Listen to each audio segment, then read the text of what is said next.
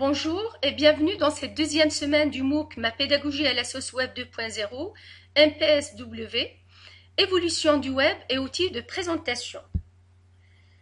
Alors, tout d'abord, qu'est-ce que c'est que le web? Le web est un système hypertexte public fonctionnant sur Internet. Le web permet de consulter avec un navigateur des pages accessibles sur des sites. L'image de la toile d'araignée vient des hyperliens qui lient les pages web entre elles. Le web n'est qu'une des applications d'Internet, distincte d'autres applications comme le courrier électronique, la messagerie instantanée et le partage de fichiers en pair à pair. Alors, pour rappeler un petit peu l'histoire du web, nous vous rappelons que ça a commencé vers 1996 et là on peut parler de web 1.0. En fait, c'est une version qui s'est construite autour d'une forme pyramidale. Au top ou au sommet de la pyramide, vous avez des entreprises qui produisent du contenu, principalement des webmasters qui développent du contenu. Et puis, en bas de la pyramide, vous avez surtout des internautes, des usagers qui consomment cette information. Alors, l'internaute, il est plutôt passif et simple consommateur. Les pages sont également statiques. Au niveau du web 2.0, là, c'est plutôt un web dit participatif parce que les internautes sont plutôt actifs et interactifs. Ils peuvent développer des espaces d'échange, ils peuvent même produire des vidéos, ils peuvent partager des blogs, ils peuvent partager des images, des photos, des contenus. C'est lié également à l'explosion de nouveaux médias qui permettent ce genre d'échange, des espaces de discussion, de commentaires sur Internet. Le web 3.0, il est plutôt un web dit Internet des objets. C'est un web sémantique puisqu'il relie le monde physique et virtuel. Le web est plutôt intuitif, il est compatible avec tous les systèmes d'exploitation et tous les objets reliés. Il tient compte de nos recherches et de nos consultations précédentes, de notre navigation et de nos profils pour nous proposer par la suite des résultats très cohérents et plus adaptés, bien sûr, à nos requêtes. Alors, de nombreuses applications sont directement accessibles en ligne. On peut utiliser différents dispositifs mobiles. L'environnement Internet donc se transforme en un véritable écosystème informationnel. Mais nous allons surtout insister sur la version du Web 2.0 parce que c'est elle qui nous intéresse pour introduire les usages pédagogiques. Alors d'abord, une définition du Web 2.0.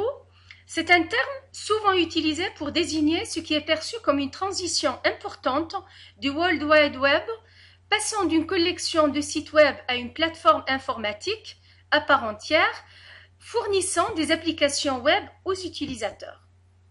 Parmi ces caractéristiques, tout d'abord, au niveau technologique, les interfaces sont souples, elles sont intuitives, interactives et légères, et on utilise principalement des objets mobiles. On est aussi dans une ère d'interopérabilité entre les différentes applications. Le web présente une plateforme de différents services variés. On est aussi dans une ère de crowdsourcing ou tout simplement d'approvisionnement par la foule, c'est-à-dire que les internautes deviennent co-constructeurs de contenu et co-développent des applications. L'information peut être reçue en temps réel et les dernières publications peuvent être justement vues ou consultées. Et là, on rappelle rapidement le phénomène de la syndication des contenus ou flux RSS. Il y a aussi un autre concept de l'intelligence collective qui a vu le jour. Nous prenons l'exemple de Wikipédia, qui est un espace de partage de contenu, de collaboration, où tous les internautes sont invités justement à ramener, ou plutôt à apporter un plus, à apporter un contenu particulier. Là, c'est un panorama que je vous propose pour vous montrer que, en fait, les outils du Web 2.0 sont nombreux et toutefois, nous n'allons pas explorer tous ces outils. Nous allons principalement axer notre apprentissage sur les outils qui pourraient être utiles et pédagogiquement, qui pourraient être vraiment pédagogiquement pertinents. Alors, nous avons ici des exemples de ce que permet le Web 2.0. Alors, le Web 2.0 peut proposer des outils de présentation. Vous avez l'exemple d'Animoto pour faire des petites vidéos, Doyoubuzz pour partager peut-être son CV, Zooshow également pour faire une présentation d'un cours. Les outils de partage et de collaboration, nous avons donc SlideShare pour, par exemple, partager des PowerPoint, des présentations PowerPoint, ou même des fichiers PDF. Nous avons Scribd, Issue, Google+, Google Drive, Dropbox, MindMaster, Wiki, Blog, etc. Et puis nous avons des outils qui nous permettent surtout un réseautage ou favorise plutôt la construction ou la constitution plutôt de communautés professionnelles et d'affiliation. Le cas de Viadeo, le cas de LinkedIn. Nous avons également des outils d'organisation. Je prends l'exemple de Doodle, mais il y en a d'autres. Vous avez le Membered Milk ou autre. Vous avez également des outils de veille, de curation et de bookmarking, ou ce qu'on appelle aussi les social bookmarking. Et là, nous prenons l'exemple de Scoopit, de Pinterest, de Pulletries, de Delicious. En tout cas, vous aurez aussi à aborder ces différents outils lors de la semaine qui sera surtout axée sur les réseaux sociaux. Alors, si on parlait des intérêts pédagogiques du Web 2.0, on commencerait par citer l'apprentissage social et informel. En fait, on est dans une ère où on peut apprendre en groupe, sur Internet, ou on peut également apprendre en dehors de l'école, dans un cadre qui n'est pas forcément académique. Je vous donnerai peut-être l'exemple du site Comment ça marche. Quand on a une difficulté à apprendre quelque chose, on peut très bien poser la question sur le forum et on peut avoir par la suite des réponses. On peut également aller sur YouTube pour consulter des tutoriels, des guides d'utilisation de logiciels. Donc on est vraiment dans une approche socio-constructiviste et on pourrait aussi parler d'un apprentissage bien sûr collaboratif. Le rôle de la communauté à travers les réseaux sociaux est important, tout le monde peut participer et il y a également ce décloisonnement de l'espace-temps de la formation.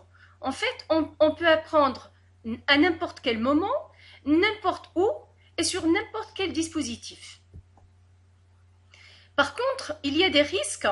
Le Web 2.0 permet bien l'accès à un flux d'informations, à beaucoup d'informations, mais il y a quand même un risque, c'est que parfois le flux d'informations peut ne pas être déjà fiable, et puis ces sources d'informations parfois dépassent le besoin de l'Internet, et donc il faudra faire attention justement quand on navigue sur Internet et quand on choisit ces différents contenus et ces différentes informations, surtout dans un cadre pédagogique. Alors, les outils du Web 2.0 et la pédagogie.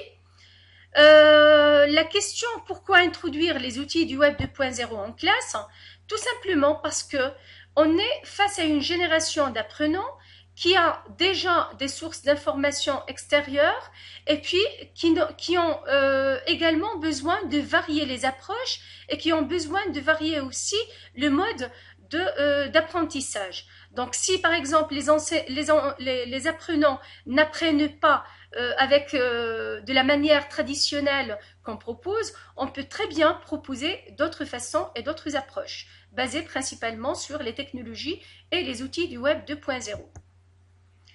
Alors, concernant les activités à réaliser cette semaine, en fait, ça dépend des parcours. Rappelons qu'on a 3 parcours, le parcours explorateur, le parcours analyste et le parcours créateur. Pour le parcours explorateur, je vous invite à chercher des représentations de type plan, carte ou cartographie du Web 2.0 et quelques articles pertinents sur le Web 2.0 et même le Web 3.0. Vous allez les partager sur le forum du MOOC. La deuxième tâche pour ce parcours, c'est de découvrir les fonctionnalités des 3 outils, à savoir Animoto, Prezi et Zooshow, en lisant bien sûr les ressources proposées et en consultant les sites officiels. Alors, pour le parcours analyste, nous vous invitons à partager d'abord vos réflexions et les résultats de votre veille sur les différentes versions du web, et puis à travailler en binôme pour comparer les 3 outils qu'on a vus, c'est-à-dire Animoto, Prezi et ZooShow. Vous allez parler de leur fonctionnalité, de leur ergonomie, de la facilité d'utilisation, etc. Vous pouvez très bien travailler à base d'un tableau. Alors, pour le parcours créateur, la tâche 1, c'est d'imaginer les possibilités offertes par le Web 2.0 dans le cadre de l'enseignement-apprentissage, mais également réaliser une présentation en ligne d'un contenu de vos cours à l'aide de l'un des 3 outils proposés. Pour vous aider, j'ai mis à votre disposition des ressources variées, des articles à lire et des vidéos et tutoriels explicatifs. Le conseil qu'on pourrait vous donner, c'est tout simplement de prendre le temps suffisant pour comprendre les enjeux du web social et de tester le maximum d'outils avant d'en adopter bien sûr les plus pertinents, surtout dans un cadre pédagogique. Et donc, interagissez, partagez au maximum et bon courage.